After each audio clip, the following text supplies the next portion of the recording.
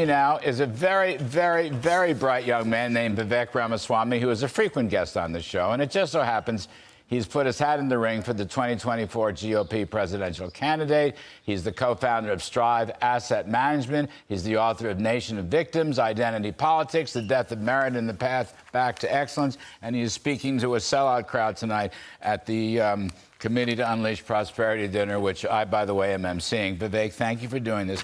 Let's just start. Here's Biden out there today again with his phony Bidenomics. The middle out, the bottom up, the whole thing has failed. You have, and I've heard you on this show and elsewhere, you have a much better Unleash Prosperity program. Give us a hint. Look, I think that there's debates between Democrats like Biden who want to increase taxes and Republicans about what spending cuts we need to make. I think the first thing we need to focus on is something else altogether, economic growth. Yes. GDP growth in the country. Yes. It's almost as though we've given up on it. I don't.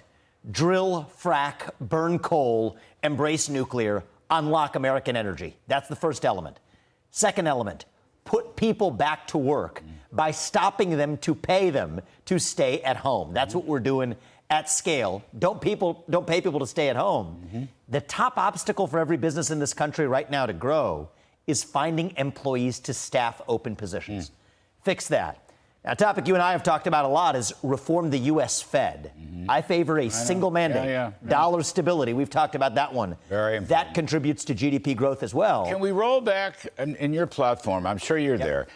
You know, these new regulations, this guy's the most anti-business president since FDR 85 years ago. Steve Forbes calls it modern socialism through the regulatory state. Absolutely. I was actually we're cut from similar cloths. Yes. Exactly. Good. So the bottom line is the top wet blanket on the U.S. economy comes from that regulatory state. We have an opportunity. The next president has an opportunity to roll that back because West Virginia versus EPA, it's probably the most important Supreme Court case of the last year, declared many of those EPA regulations unconstitutional. But if those are unconstitutional, I think most federal regulations passed by the administrative state are also unconstitutional. So let's make a run at it. Absolutely. That's a great idea. That's exactly what I'm doing. The whole bloody thing. Shut down the administrative state. If there's one thing I do domestically, if I'm leaving office in January 2033 and I'm telling the American people, what did we do? We will again have 3 branches of government in this country, not 4. Shut down the administrative state. And that is the key to getting us back to 4+% GDP growth, which I believe is possible in our country. Which I have preached for 4 decades. I know you have. But anyway, let me go. Shutting down the administrative state. Yeah. So therefore, we have to end the tenure for all those career civil servants, bureaucrats who have moved left, and left. Once upon a time, they might have been honest. Those times have passed. Is there a way we can go after this? I mean, these guys are not tenured. I don't even like tenured faculty members, but I sure don't like tenured civil servants. And I say this from my own experience in government. Can we do something about that? We can. And Republican presidents have not used the law effectively enough. Take 5 U.S.C. 3302. It's a law that gives the USC 3302, gives the U.S. president, exactly, the authority to set the guidelines and the regulations for the Office of Personnel Management, OPM, as you know, the HR department of the federal government. Presidents haven't used this.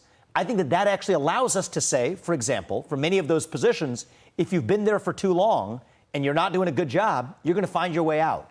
Also frequently misunderstood, Larry, is that the civil service protections, they protect against individual firings.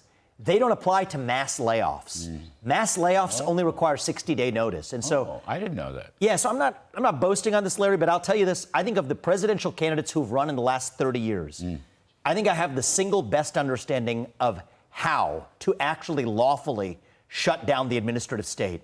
That's something that I intend to do as the next president. It's also how we unleash the economy. You know who really likes you?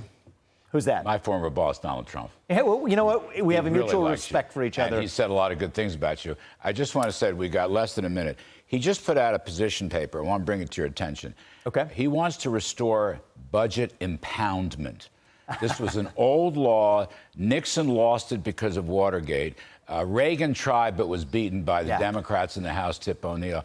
But if you see waste, fraud, abuse, stuff being spent poorly, the executive should be able to have impoundment authority. Trump just put out a position paper on it, and I want to bring it to your attention. Well, it's interesting you say that, because the day I launched my campaign, in the op-ed I wrote in the Wall Street Journal, I said I wanted to repeal the 1974 Anti-Impoundment Act. That's it. That was the act. That was the day I launched my campaign. The so-called Budget Reform Act that has ruined the budget for the past 40 years. February of this year, when I launched the campaign, that's what I said we would do. But the good news is I actually think the Impoundment Prevention Act is unconstitutional. So if Congress doesn't want to repeal it, I will act accordingly as the executive. So we'll talk some more. We're going to see you at the Committee to Unleash Prosperity dinner tonight. Looking forward to it. Well done.